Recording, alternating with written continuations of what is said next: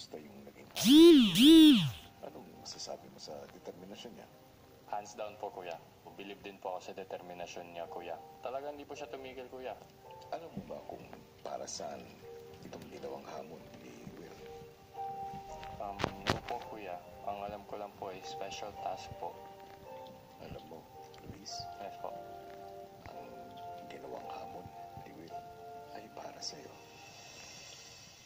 Yung puzzle na binuo mo, nandyan ang kasagutan.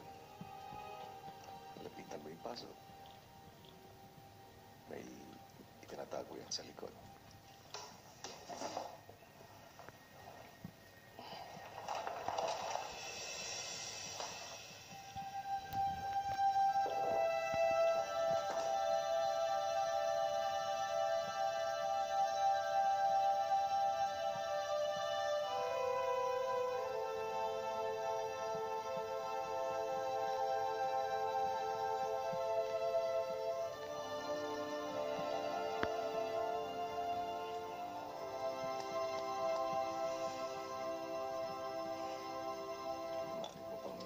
Sa akin ang tungkol sa larawan.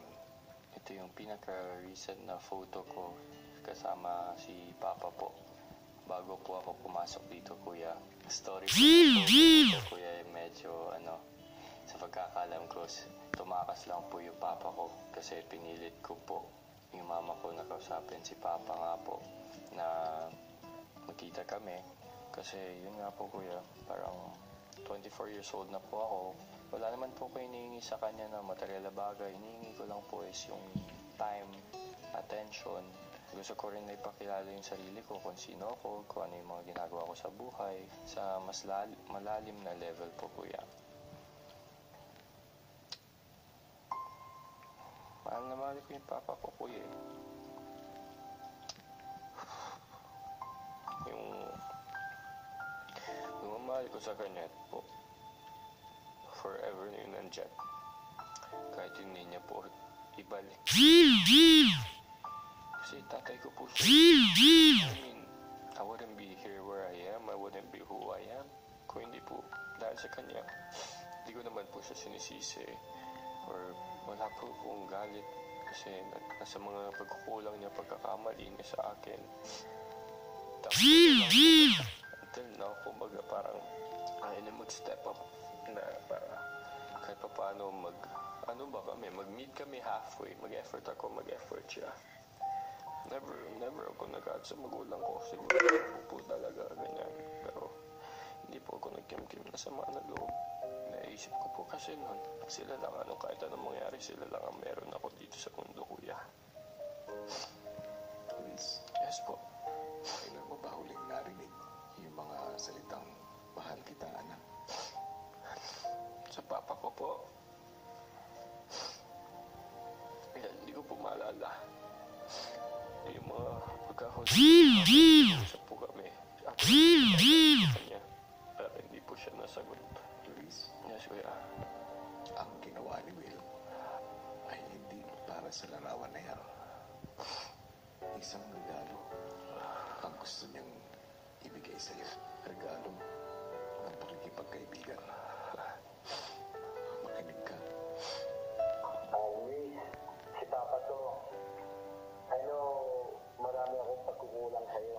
Pero gusto ko talaga magbiga tayo sa ngayon. Alam mo naman ang trabaho ko. I love you, son. Nasa isip kita, nasa puso kita. I hope you understand. I'll tell you, magkikita tayo. I love you, son. Don't worry about that. I love you, Luis. Love you too, Papa.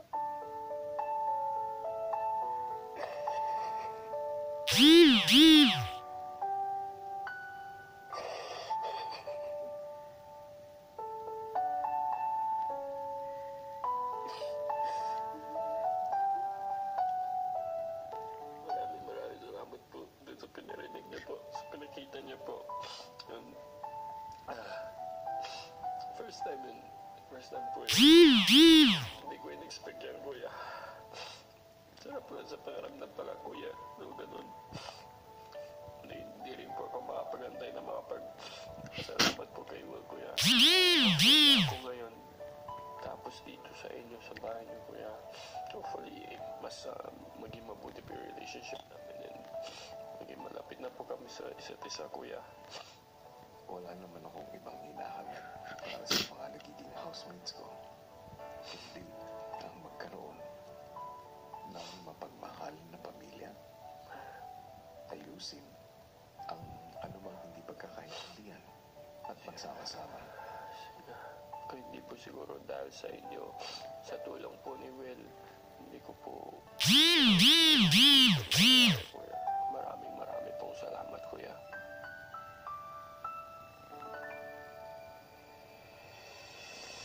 Paglabas ng confession room, agad na hinanap ni Luis si Will.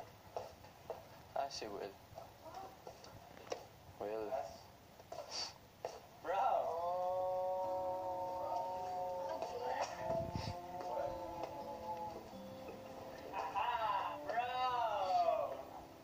You know it, bro. You know it. Telling you, brother.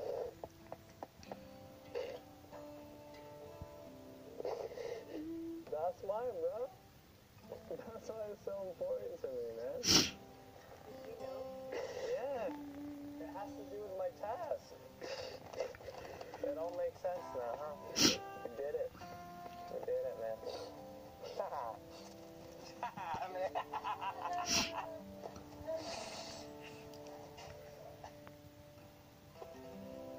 Susunod,